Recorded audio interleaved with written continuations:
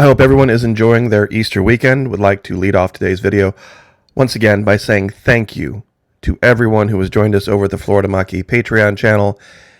In this age of censorship, every single dollar matters, and you guys have made an enormous difference in my life. Thank you very, very much. It's only $1 per month, not per video, not per week. It's even less if you sign up for an entire year. We have been able to partner with Vimeo so that we're not as censored, not as redacted as we are on this platform. We are also doing something a little bit different recently. I have announced last couple of videos. We're going to be drawing a name out of a hat. Everyone who signs up over at the Florida Maki Patreon channel for the $1 for a signed copy of Ron DeSantis' book, Dreams from Our Founding Fathers, First Principles in the Age of Obama. It's only one entry per person, so no one can buy a bunch of different entries. Everybody has an equal shot. Second and third prizes will be Florida Maki coffee mugs, and then we'll also have a whole bunch of consolation prizes. These are some of the old masks some of you might remember from years and years ago. Dixieland flag, Trump, Women for Trump, and stars and bars, we will rise, and don't tread on me logos all over them. So very cool things, collector's items to have. Would love to have you over there.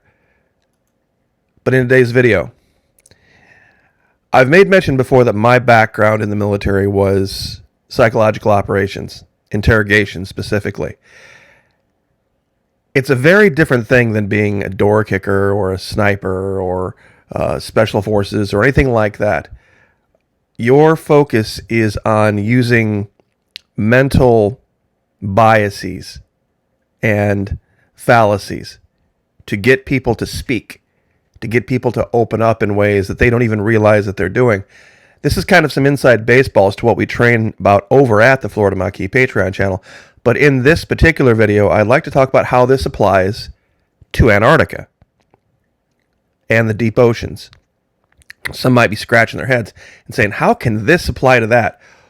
Well, the vast majority of the world is under a delusion that if we can't explain something and it's in the sky, it necessarily had to come from someplace off planet. What's the delusion? Well, the delusion is that we have explored the planet we're on completely, when the vast majority of the deep oceans have not been, and virtually all of Antarctica, a continent the size of all of Europe, has not been either. Now, how does this apply? How does this work? Police interrogation is different. When the policemen, law enforcement, pick up somebody, they're attempting to extract a specific confession about a specific thing, usually. Military interrogation is very, very different.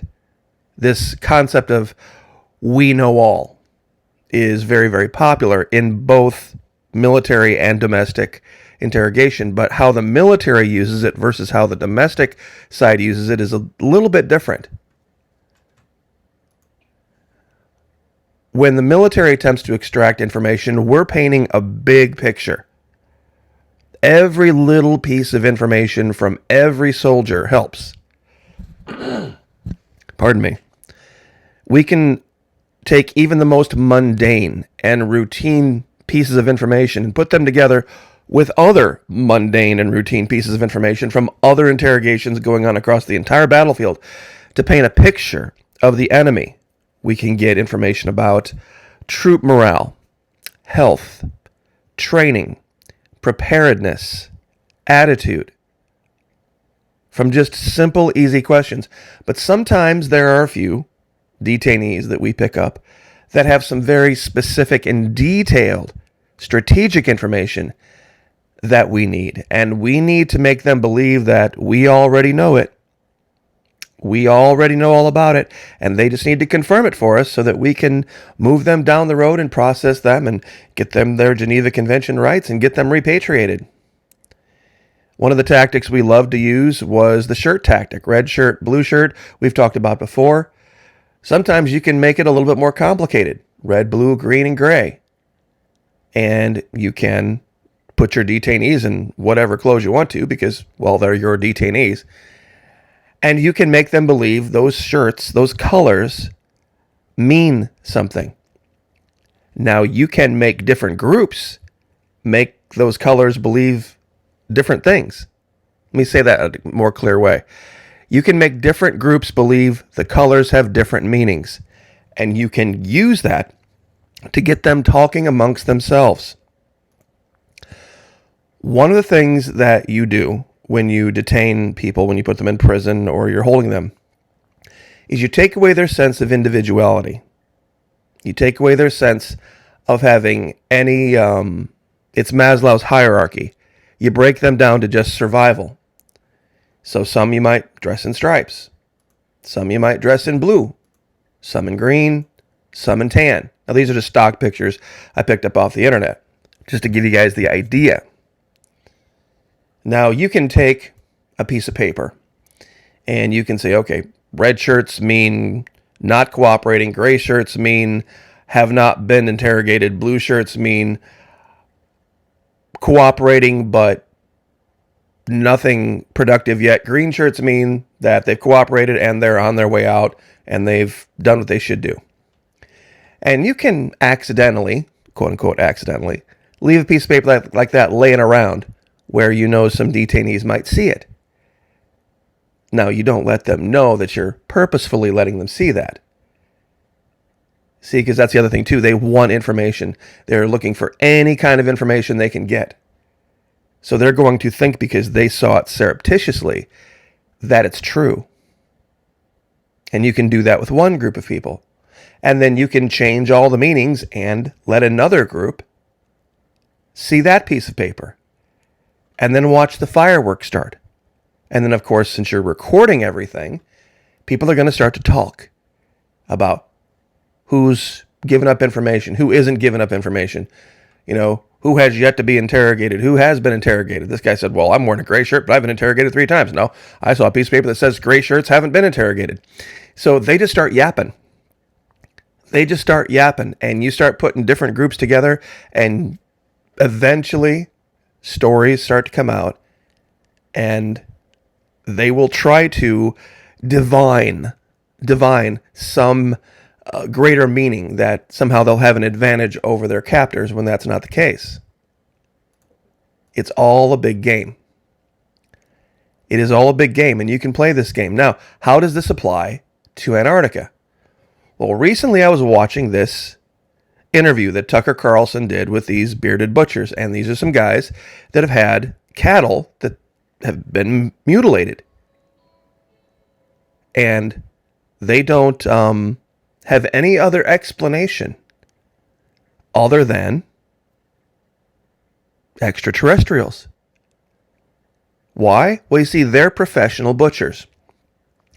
And they know how much of a mess they would make if they had to go out into one of their fields and do these detailed carvings of these cattle where they just cut out certain organs and they don't leave a mess, and there's no evidence of tracks or trucks or equipment or excess blood, or it's very specific. So since they know everything there is to know about butchering cattle, and they know all the other people in the area who know what they know, it must be from the sky. You see, that's just the assumption. That's the leap. Because they haven't entertained any other thoughts. Well, of course, it's somebody or something they don't know about. But the idea that whoever's doing it came in a ship from another planet is a huge leap. It is a giant leap. The idea that anyone from another planet would have any interest in random cattle is ridiculous. But we've shown different videos that would make one believe that maybe there are beings on this planet that might. We've talked about things with the eyes, how cows have very specific structures in their eyes that are good at dealing with low light. And given the size and the availability, there might be some level of experimentation. But you see, here's the game science has played. And I recognize this game from the training in the military. Either it's extraterrestrial, and we know nothing about it, or it's something we know about. It's some human playing a trick, or it's a conspiracy theory. Here's an example. See this? Well, clearly this is evidence of a old lost city, an ancient civilization where the walls are all that remains. Here's a picture from satellite imagery from Antarctica, where it shows basically the same thing from high above, where you can see walls, 90-degree angles all over the place. Oh, that's pareidolia. That's apophenia. No, there's nothing there. See, we've already established there's nothing in Antarctica. Fact. They never say science has yet to uncover evidence of ancient civilizations in Antarctica. They never say that. They always say there isn't. Flat fact statement. We've uncovered this. What looks exactly like the bow of a ship, including the bow breaker right here. The wave breaker.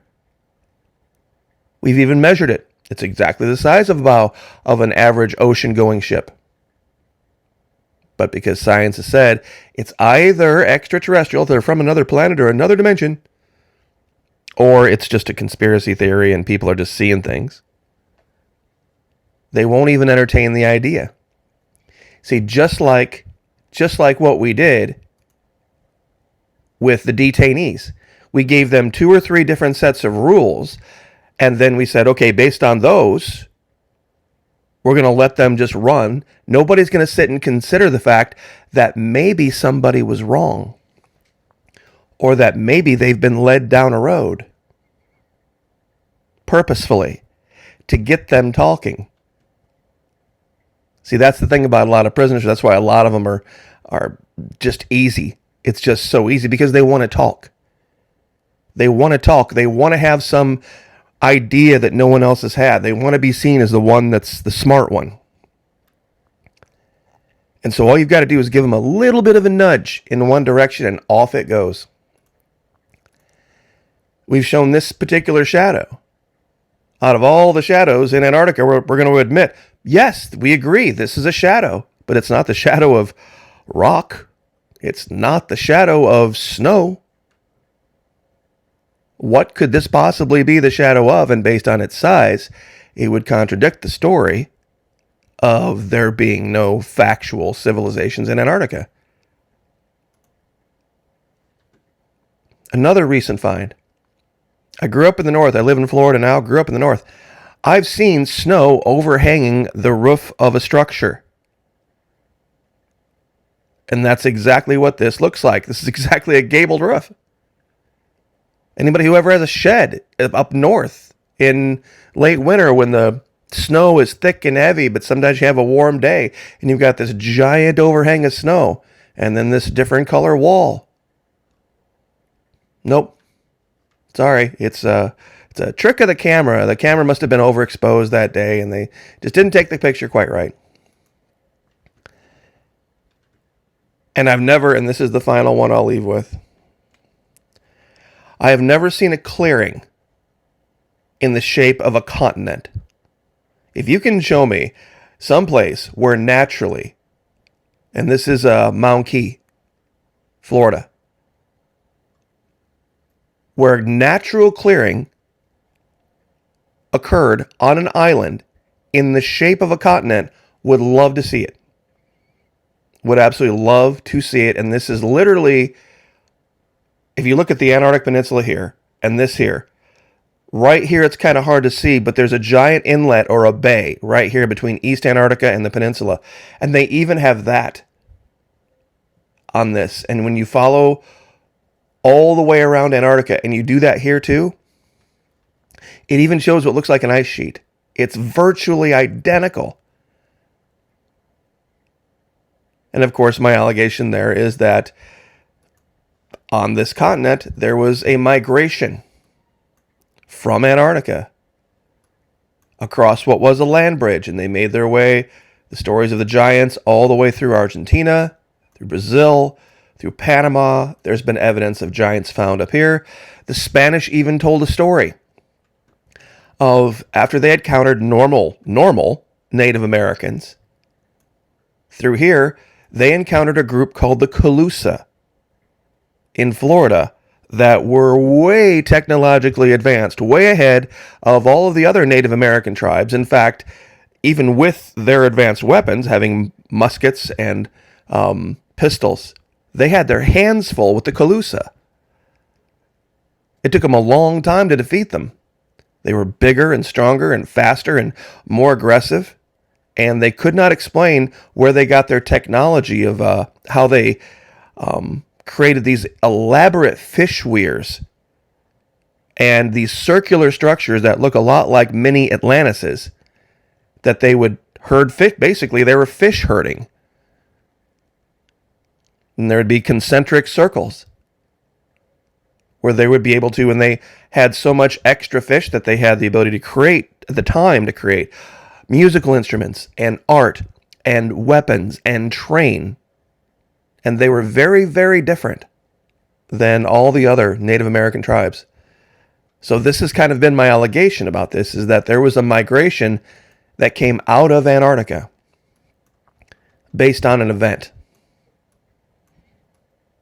That perhaps there was indication that something was changing in Antarctica and a lot more snow and ice fell in a shorter amount of time than what science has admitted. So that's the story. So anyway, would love to have you over at Patreon. We do a much deeper dive into how intelligence services work and how interrogation works and psychological operations than we do here. This is a little bit more of a deep dive, one that we've done, at least on YouTube. But this is what we do. And this type of activity and tactic and technique is critical.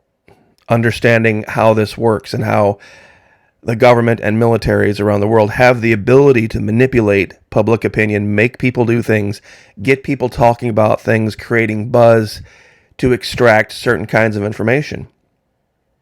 So I'll leave it there. God bless. Have a happy Easter. Like, share, subscribe. We'll see you guys next time.